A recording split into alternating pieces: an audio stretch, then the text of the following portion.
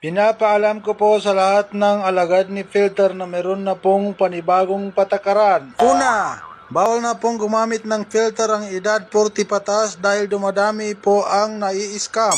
Dahil hindi lang daw po pampakinis, pampaganda ang ginagamit nila, dahil kahit pampabata ay ginagamit na po nila. Kaya kahit uugod-ugod na ay nagmumukha pa rin teenager. Kaya marami po ang nai-scam. Pangalawa, bawal na rin gumamit ng filter ang mga kulang ang ngipin na mahilig mag-smile dahil wala pong available na ngipin si Filter. Tatlo, bawal na din gumamit ng whole body na picture para sa filter dahil nahahalata po na nag-filter kayo.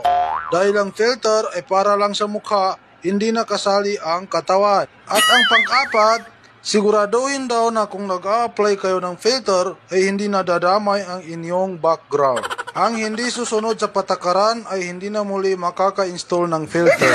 Maraming salamat po.